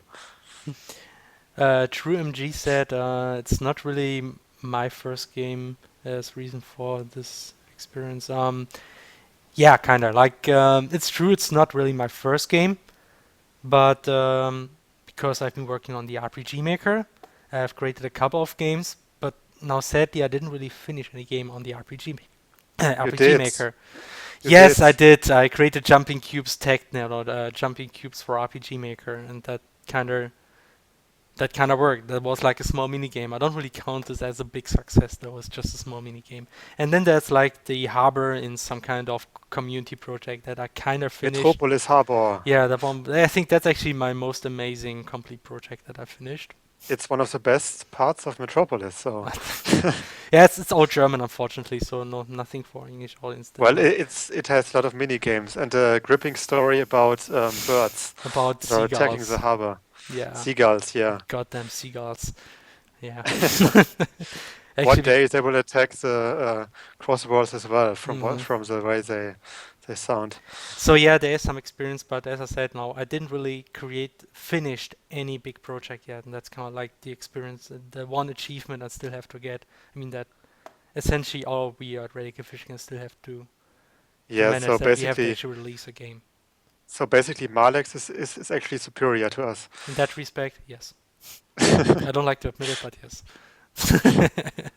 So are a lot of other people in the RPG Maker community, like Kevin, Innocentia, I guess. Like they all release games. Okay. Yes. So yeah. Well, at least we are kind of we've kind of learned from that experience and try to keep the scale somewhat realistic. I mean, compared to Felserbor.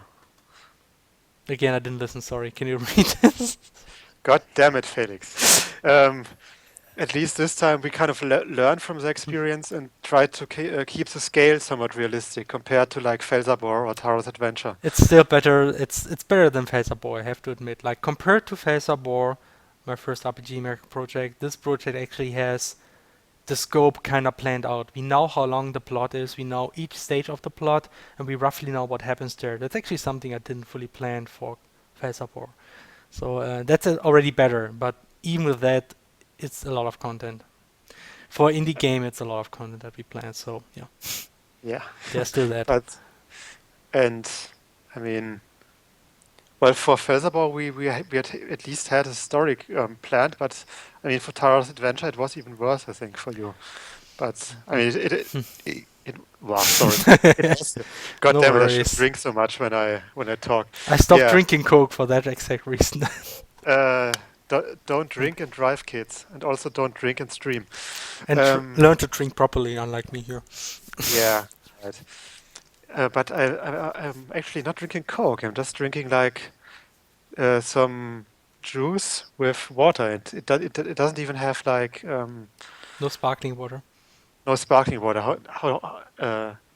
I think you How say do you sparkling say it? water or got water with gas or something like that. Water with gas. Yes. Yeah, actually say it somewhere in England. England. In some Wow, English really? dialect, they actually say that. Yes, I'm absolutely positive. I'm gonna check it out now. Actually, no, I was like saying in Taro's Adventure, it was kind of your first project, and Yeah. you didn't even have had the story planned out or something, I think. Yeah. Cars Adventure was just. Uh, I just went along. I just. So first Other than we have this forest and then there's this tower and then yeah, let's destroy this tower and then yeah, what and else? Now let's go over the sea there and let's see what happens then. and That's how I then develop Task Adventure really. wir müssen eine Blockade errichten. Yes, yeah, it's like this the thing where I just got a German word wrong entirely. I think we need to add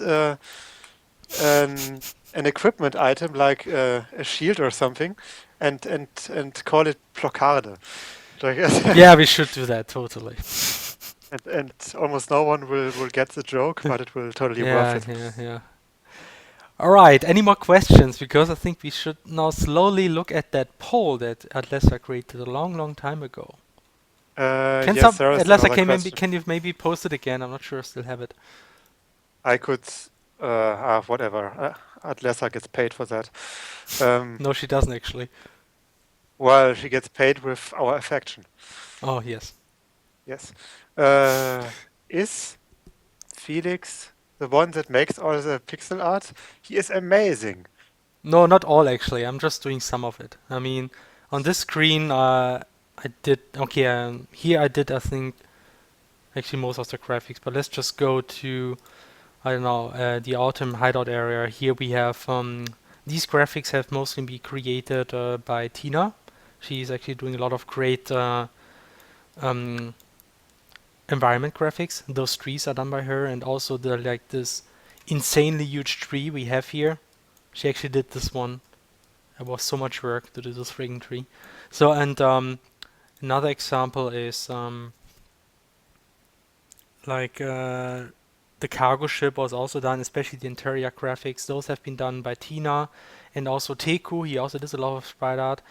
And the animations, a lot of the animations, especially a lot of enemies, including the cargo crab, have been done by Tefri. He's our animation specialist, and he's especially good with graphics effects.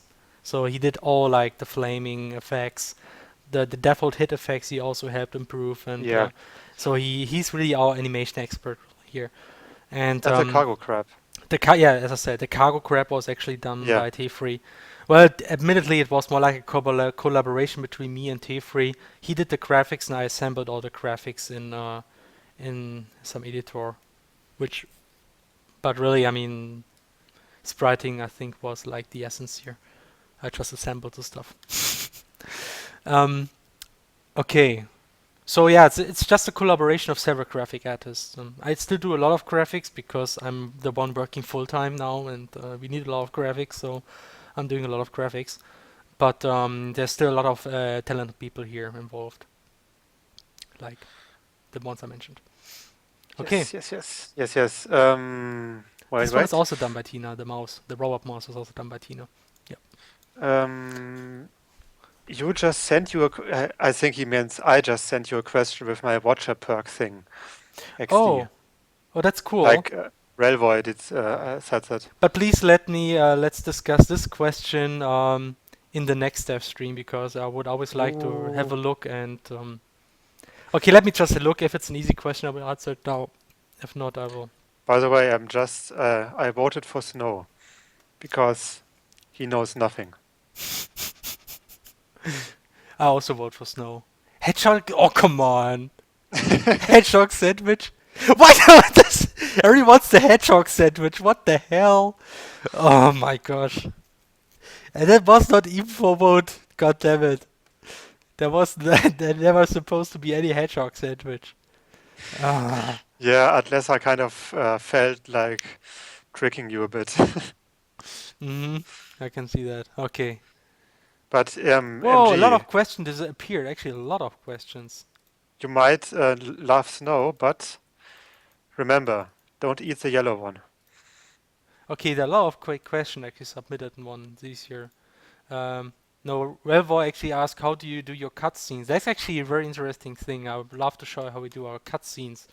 But let's maybe put this on the next test stream because I actually want to do some game development right now. So I will promise the next stream we will answer this question, how we do our cutscenes, if that's alright. We should Okay, make cutscenes that are also cat scenes. cat scenes. You mean like include featuring cats? Yes, Yeah, that's I always a good think that idea. would definitely delight a lot of people. I mean, then we might get more visitors because like cats, right? I mean, if Cats you have have everything to cats, have. then people watch, right? And we should definitely have some cat girl characters, like or at least characters that kind of resemble cats in terms of like equipment Yeah. and such. So, okay, guys, let's make a compromise, okay? Um, everybody wants to see the freaking hedgehog sandwich. I was just gonna draw a hedgehog sandwich after this. Is that okay? Or, I mean, actually, Henna, you had some ideas for drawing, if I understood correctly, right? Yeah, I mean, if the hedgehog sandwich is so important for the people, then Yeah. we should definitely do We it. will draw a hedgehog sandwich for you, if that's okay. I don't even know what that's supposed to mean though. It's just like two slices of bread with a hedgehog in between. Well, the good thing is that it will at least stick to the bread will at least stick easily to the sandwich because it's kind of Yeah, because of the impaled on pointy the. surface, yeah. It's really clever, to be honest. Yeah, that is actually a good idea. I will just draw it exactly like this, like a sandwich with a hedgehog in between, and the like the Stacheln, the spikes pointing through the bread will look very delicious and totally not lethal. I'm not sure. I mean, Adessa says that I should also tell my idea now, but Okay, I yeah, mean, just say it. okay, I'm gonna do it. It's kind of a pun. It might surprise you. Well, no way, Heather. Didn't expect And this from you at all. yeah, basically, I was like, we often have memes and stuff. Why not a lawyer layer, like with an objection pose and saying hi, I like this one a lot. Yeah, like and with Judge Jet and I don't know, maybe uh, Egyptian Mr. Freeze as an prosecutor. oh my gosh, but this sounds like something I can draw on one screen. That sounds like a lot of work, even though the idea really is awesome. Yeah, I know. Like, That's what I was saying. I thought yeah, as well. But I mean, if we got no ideas, you could just make it in for like a two couple of streams or streams. Yeah, something. 2 or 3 Yeah. streams. We might just create our personal Phoenix Wright CrossCode crossover. Um, anyway, so let's see. Hedgehog sandwich we will do um, in the drawing toward the end. Now I'm just Okay. gonna work on snow though. So I mean we don't have to do the snow thing very long. That's fine. I mean I'm just gonna start working on the snow, and So let's say Felix, maybe until like 10 or 15 past 10. Yeah. is it already like sure that we are doing the hedgehog sandwich? Because now Atlessa made a straw poll.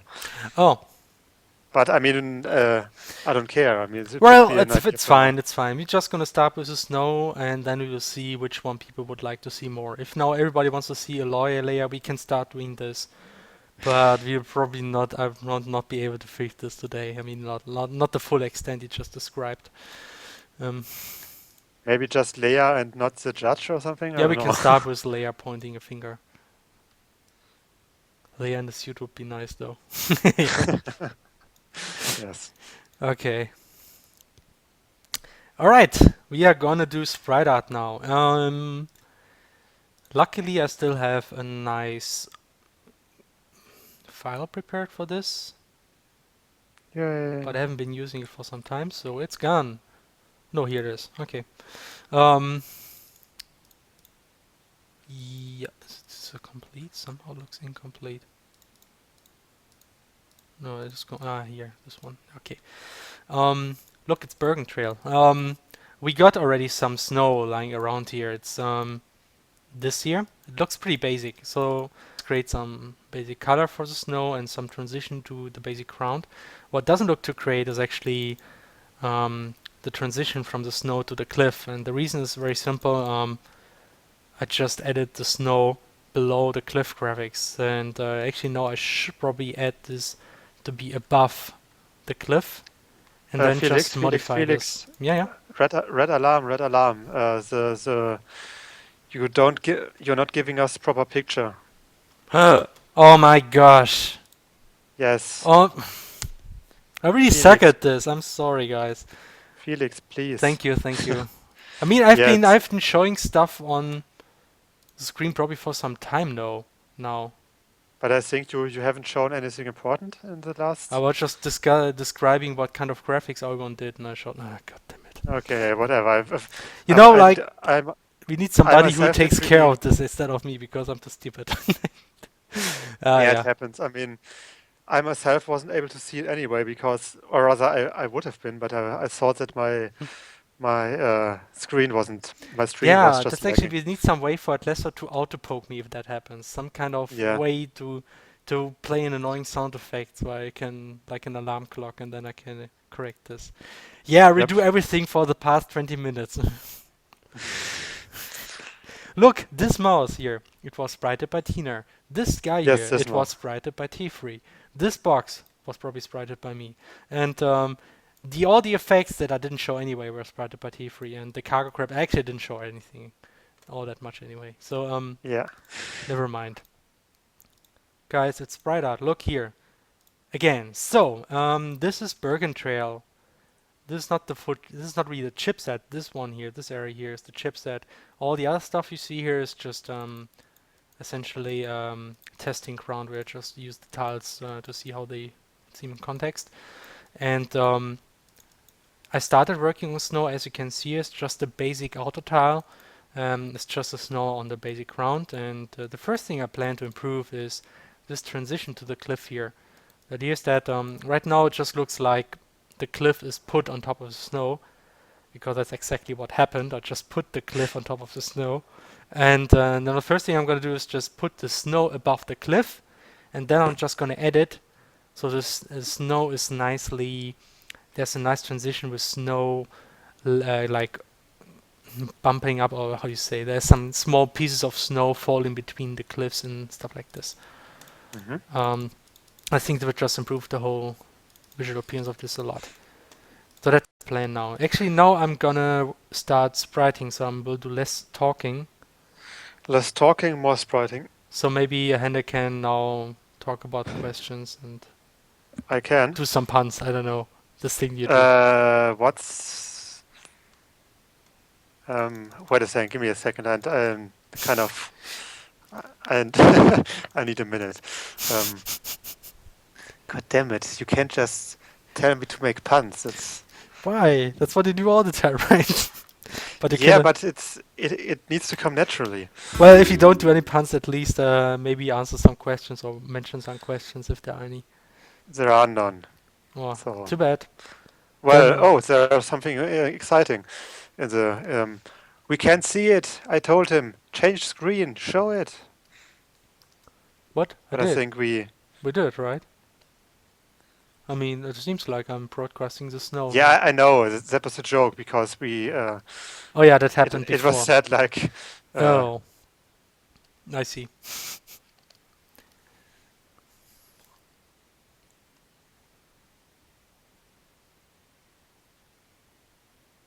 All right. Yeah. Okay, let's just start erasing some of these pixels. There's too much here. jokes about German sausage are the worst. Thanks a lot. Yeah, Yeah, that great. one was great.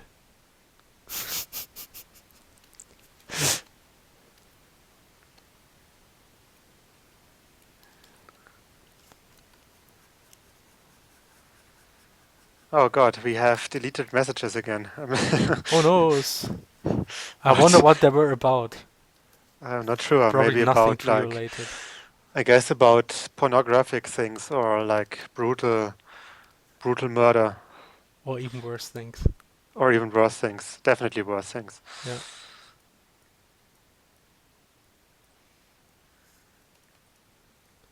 Actually, something I'm gonna add is a more dark color. Why is it Okay. still green? Oh yeah, I know why. Yeah.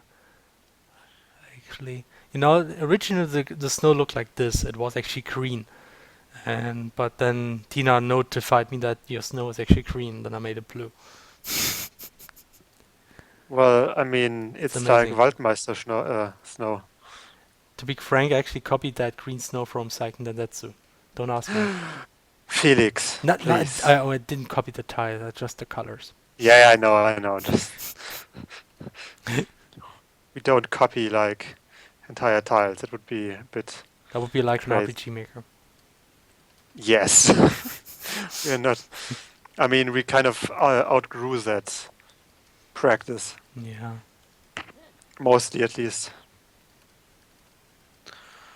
Gosh. Well. So I am paying attention to new questions, but I'm still trying to map a bit. Meanwhile, Oh, you're good at multitasking. I'm not. I just started with it because the entire stream I was too distracted for some reason. Yeah, usually you are distracted when doing a stream. Surprise. So, do you actually still keep a watch on the questions when you I can do. when you map in between? I do. I mean, I'm mapping a bit, and then I'm like looking at the thingies. That's the thingies. Nothing happens, and then I'm gonna map again. Yay! Ooh. Whoa! One tile after the other. Right. And you can see how I'm mapping because I'm so secret. Yeah, I'm the only one who's streaming here always. Yeah, actually, some people are wondering. It might be that maybe Stefan will be able to do a stream next week because he might have internet and he will have finally some fast internet that might support streams. So if you're lucky, you might actually see Stefan next time. And Yes. he might design some GUI elements or doing some mapping, something like this. Will we actually see him or just? I think he might just well do a camera transition, like with webcam. Yay! Okay. Yeah, Adlessa kind of explained it. She sees a question. She pastes the question into Skype. Then I am nobody hearing sees the it in Skype Skype, ping. yeah. Well, actually, I don't hear its ping in Skype because I have notifications on, but I'm still looking into the Skype uh, thing Why? once in a while. Yeah, I still see it often enough. Mm-hmm. I read the question to Luxen. Luxen answers the question. Sometimes I answer the question. Let's just say we answer the question. Yeah. It's a complicated process. And someone asks, "Are you in your office?" No, he isn't. Yes, this is the official Radical Fish Games office because we have It's pretty money. big. Yeah, we have like 1,000, like at least 3, 4 displays here, and no, it's actually just university. I kind of like have this kind of arrangement there, but I'm still allowed to use my desk at university, even though I'm not really working that much here. Oh yeah, right. You're not working there No, anymore. I'm work full time, no CrossCode, but I mean, I have good relations with my professor, and he said, yeah, you can just use it. That's cool. Um, Well, I guess until somebody else comes around who will replace me essentially. But that might take some time because, as I know, this chair usually takes time until new people show up.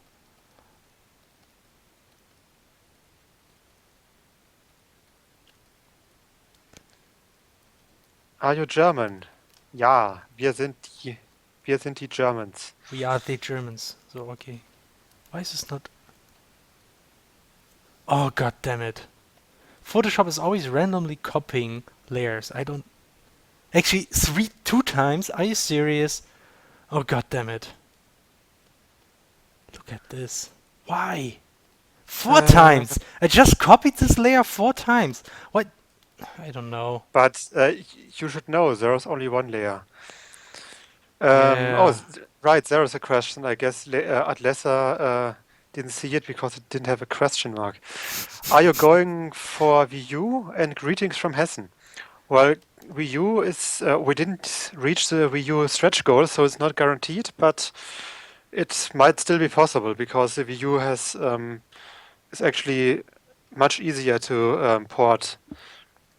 Well, it's much easier to port it to the VU than to other consoles Yeah. because it's of its HTML5 support.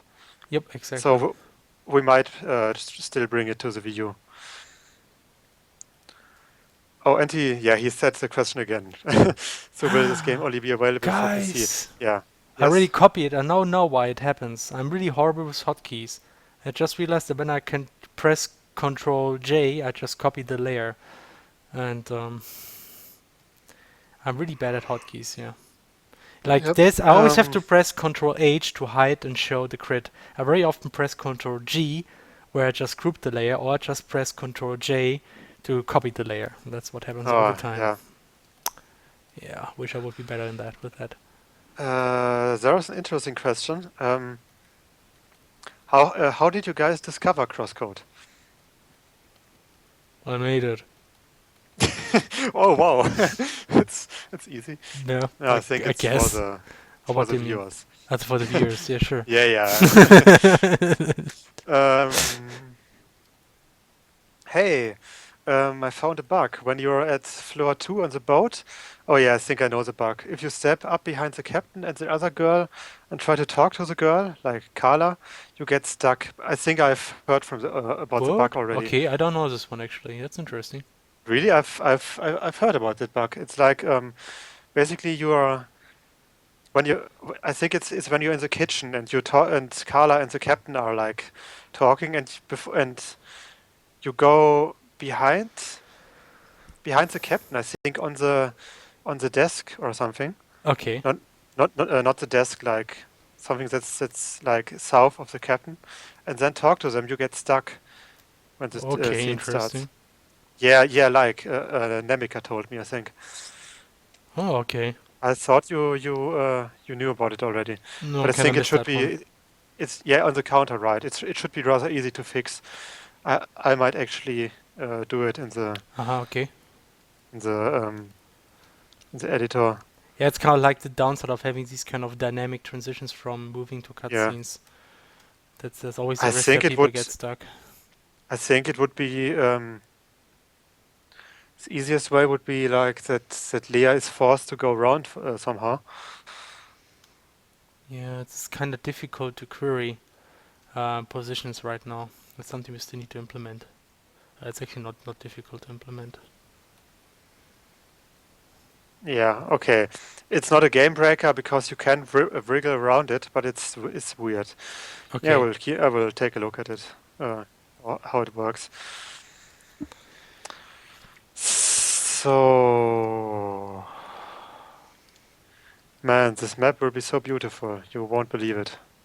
Which one? Everyone. Okay. Cool.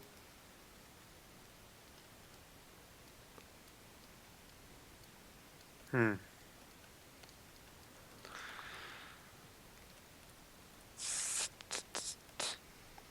We got more views today again. I'm kind of confused. I mean, either Yeah, we something got- was wrong last week or like people really Yeah. like you, Hannah. Maybe. I can't blame them. I think last time something happened where like Drew MG and DK were both doing streams at the same time? Yeah. They I think they disliked us for some reason because we stole their a pancake or something, and then they got revenge by streaming at the same time. The thing is, I would actually steal that pancake because I steal pancakes because it's food. Yes, that's totally worth risking our popularity. Yep, I do that for pancakes. Yep. Adlessa said just disable collision when Leia is forced to go somewhere in cutscenes. Kind of like starte Höschen durch. I mean, start slip through or something. God damn it. Yeah, that was for our German viewers, I guess. But I think that might be a bit weird in some scenes if he always do that. So maybe but it would be a possibility. Yeah, might be possible to do that, but no, it depends. Might break some other things. Yeah. We will see. Know how much the game will be on release? I mean, the price he means. Will it go down from £15 or euro or dollar? I guess so. I guess it will be €15 on release, but of course there might be Steam sales, especially. Oh, yeah, especially when it's directly on release. It's kind of normal to have a Steam sale of like 15% or something. Sure, similar to the early access. Yep. To the early access We also had discount, the discounter, yeah. and of course there will be like Steam sales later on. Like if the game is already a few months old and something, then there will be discounts, even higher discounts, like 25% or 50%. But still, €15 or $15 or pounds will be the default price for a while. Mm-hmm. Nemika says, starte Höschen durch? Question mark. You mean Durchfall an? Durchfall an, Moment mal. Start slip through? Durchfall, yeah, Durchfall an. Starte Durchfall. If you think about it. I mean, slip through? Durchfall? Ooh. Or rather, it would be Fall durch. Durchfall an, okay. Not bad. I've never heard that, but it's a good one. Mm. Yeah, slash only Germans will get it. Mm-hmm. Right. Sorry.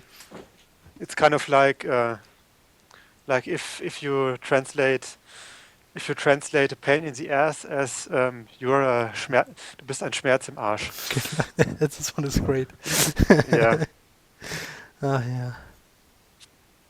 Or what else do you have? Like I think I spider. If you guys Yeah, other I way think around. I spider. Oh, I only understand train station.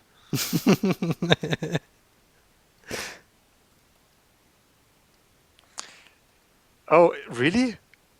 What? Nemika says she thinks Cherry, the one that is involved in bringing the RPG Maker 2003 to the West, once found that in a Maker translation, like Durchfall an, and that's Amazing, okay. yeah. Or well, the thing is, starte Höschen durch. I think was a joke by Jensma back then. Really? God. Yeah, I think so. I think it's even on Maker quotes if it still exists.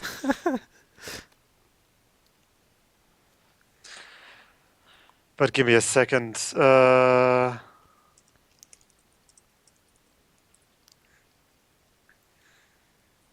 not sure if Maker quotes still exists, but it might. I mean, you would be surprised how long that site existed. Maker quotes. Oh yeah. But first, what is more important is. Are there any more questions, by the way?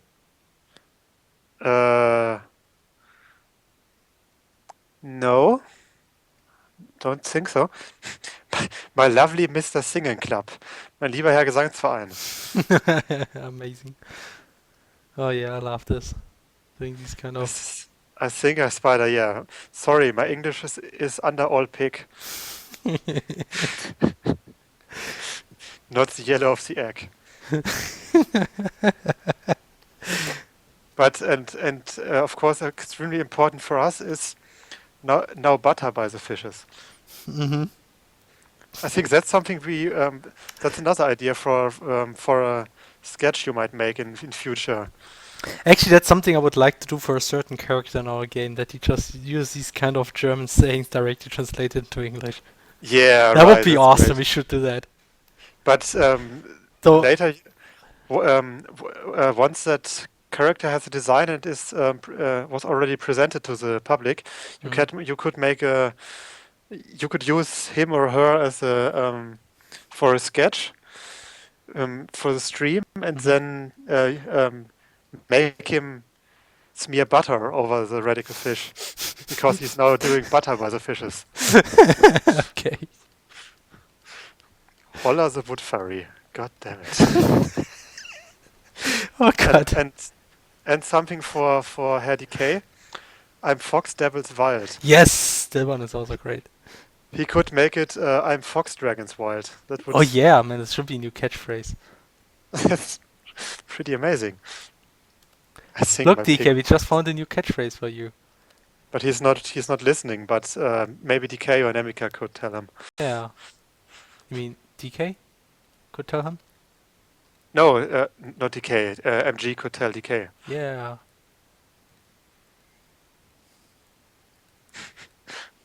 I think my pick whistles. So you luck mushroom.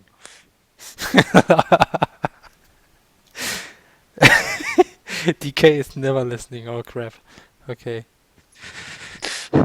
Well, he was once or twice, I think.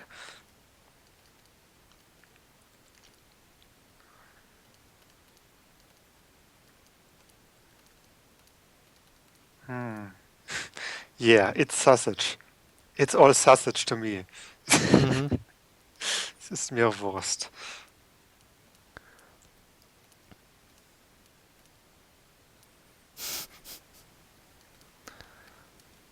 Oh, you got to be kidding me. What now? Heaven Thunderweather. My far-seeing picture umbrella is in the bucket. What? Oh god. I hope we don't alienate all the non-German viewers right now. I think they also find it funny considering it sounds so dumb in English. Yeah, okay. I mean, considering how popular those posts on Tumblr are, I Okay. think it's yeah. Might be. Or we could make it the other way around, but those would really alienate the English viewers, I think. If you make like English phrases into German, like to Yeah. put it in a nutshell, es in eine Nussschale zu packen. The sad But thing it, is, I'm actually start saying these kind of things because I'm yeah, saying so I much mean, English these days. I kind of like sometimes forget that stuff like this makes sense is something you say in English, and in German yeah. you're not supposed to say das macht doch keinen Sinn, but everybody's actually saying this these days. Well, actually, it is like commonly used. Das macht doch keinen Sinn. Nee, that's actually it's supposed to be as ergibt keinen Sinn. That's what you're supposed to say really, but no, people Yeah, it's just say. supposed, but language is fluid. I mean, Yeah. it always. But I think it was pretty much influenced by the English version. At Yeah, least of I think course. so. But still. Yeah, let's do that like this. But to be honest, I'm also using some. I also love using like Germanized versions of English sayings, like as I said, like Schmerz im Arsch and Yeah, but this was really obvious, so yeah, that's kind of okay, I guess. I will become. Yeah, that's an old. That's a classic. Hmm? I will become a baby, because the German word for to get something is etwas bekommen, and etwas bekommen sounds Oh. very similar to the German word to become something or someone. Hmm. So it's often an old joke about a German in a restaurant that he says to the waitress like Yeah, I want to become a pancake. Yeah. So yeah. Like when I went to school, there was some kind of English school nearby where just talked English specifically, and they had this kind of advertisement sign where they said, "If you think that I'm afraid to see you means ich bin erfreut, Sie zu sehen, you probably should visit our classes." Yes. Because afraid to see you, like yeah, you know that, and means ich bin erfreut, Sie zu sehen means um, I'm happy to see you. Yes. So that's yeah, two very different things. Yeah, it's kind of what's the there is something some words that in German that sound like English words with completely different meanings, and that's often. I mean, also a common example is like the words where and who. Like in the English word who, which is which always means a person, is uh, um, in wait a second has in German you say wer for who, but if you are just learning English as a German, you often confuse uh, who with where because the German word wer sounds like the English word for where, which means a location and not a yeah falsche Freunde, right? Oh. False friends in Mm-hmm. German. Yeah, but we actually have a question again, like two Mm. questions. Are you thinking about avatars? So yeah, well, we are already making avatars. Yeah, are you thinking about making avatars so people can use them on forums, etc.? I think he's talking about real pictures, like forum avatars, and not like Uh, Crossworlds avatars. I think usually people just tend to create their own avatars. I mean, you're always Yeah, free if you want to create an avatar feature on CrossCode characters. Just go ahead. We won't complain. I mean, that's awesome. but actually, that gives me an idea. We could make like smileys and emoticons for the forum, Yeah, like Leah. that would be very cool to do that. Yeah. Yeah, Maybe we can do this in one of the streams. yeah, right, We right. should That's write this that'd be down. cool. Like one stream, we'll just instead of drawing something, we'll just create forum emoticons. And Hoping. we, I mean, actually, if we ever partner with Twitch, we could also use them as Twitch emoticons Mm-hmm. later. Yeah, if that ever So, happens, that would be cool. are you very experienced game developers? Well, yeah, actually, all of us were involved in creating Half-Life 3. Mm-hmm. That's why it's not released yet. No. No, um, actually, we are not. I mean, this is our first professional game yeah, project. I mean, to some extent, we are very professional in that we already did a lot of stuff, but this is Yeah, still we definitely. still But have to otherwise, release our first big project. So in that sense, we are kind of new. I mean, the thing is, as we talked about earlier, I mean, we are kind of we have come pretty far, considering we have made a successful crowdfunding and we have some kind of publisher now and Yep. all that, and we have already made a lot of experience from the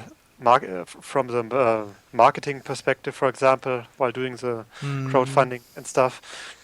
But it's still our first professional project, so we wouldn't really call ourselves experienced. We're still we still have we still face a lot of risks in terms of our development plans, I would yep. say. But then again, I mean, even experienced developers face a lot of risks. I mean, look at John Romero back then with Yeah. Daikatana, or Peter Molyneux with Yeah. all his projects. Yeah, it's like this is very old program, like getting the scope right, estimating the workload. It's Yeah, yeah. difficult. It's not easy. I mean, experience helps, but it doesn't make you immune to. I mean, as a nice German saying says, Alter schützt vor Torheit nicht. And the same is true for experience. Maybe Like, translate. Alter schützt vor Torheit nicht, I guess, protect you from being stupid, doing stupid things.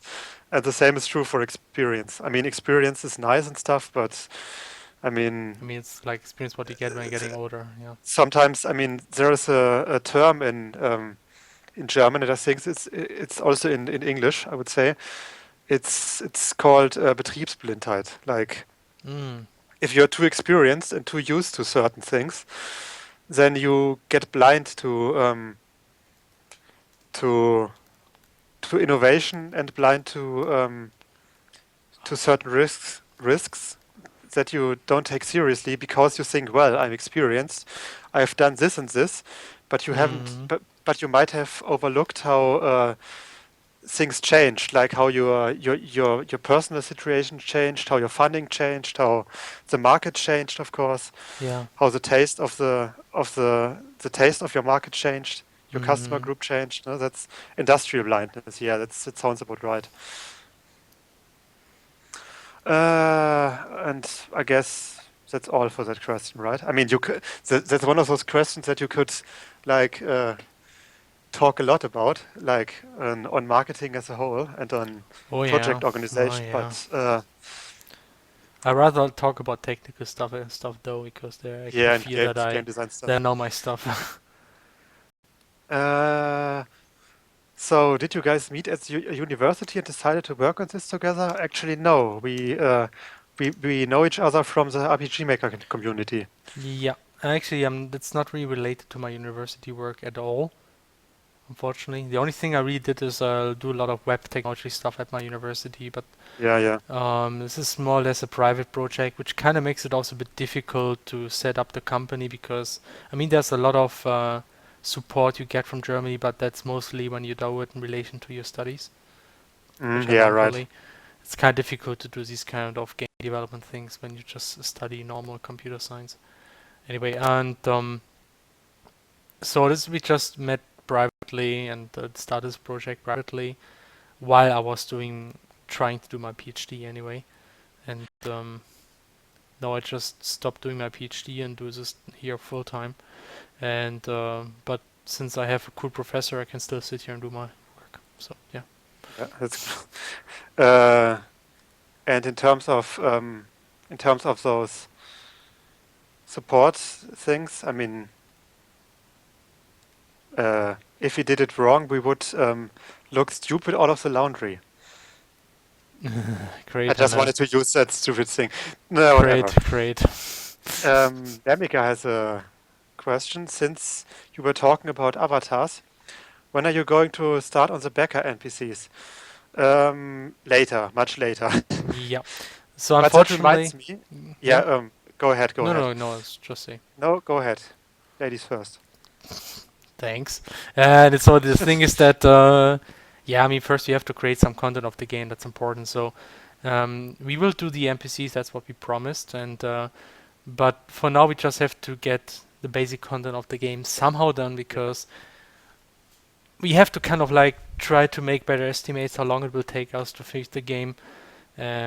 So we have to actually work on the actual content that we promised. And once we have this on, if we are more if we are further into development, if we have more content done, we will start doing NPCs and quests. And of Actually, right yeah. now we're already working on the quest system. So once we wrapped up the quest system, we actually can tell you exactly what you can do in quests. It's actually something we're not perfectly sure about right now. Yeah, and also I think if we got more of the main game finished, we also have a much better context to actually plan how to implement the backer NPCs and what kind of backstory to give them and all the Exactly. like, Yeah. Yeah. and we can give our backers more information so they can be clearer on what they want for the NPCs. Mhm. But Felix, I could have also said like Alter vor Schönheit. That would have been mean. Alter vor Schönheit. Oh, Don't you know that? yeah. Okay. Great. I mean, it's not really all that. Yeah.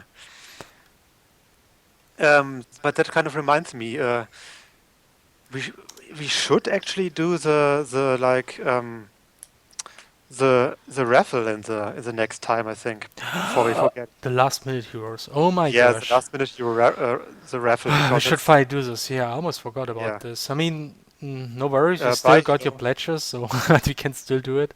yeah, they won't disappear, but still, it would be nice to do that because otherwise people might think we forgot it or will ask every week and stuff. So Good idea. Damn it. Maybe Yes. you can make a small list of things you will do in our next dev stream so I don't forget.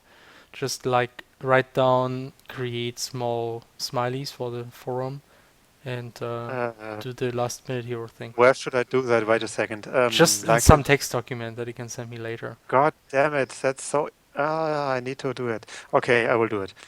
I know, maybe somebody else can just write it No, down in no, I will person. do it. It's no problem.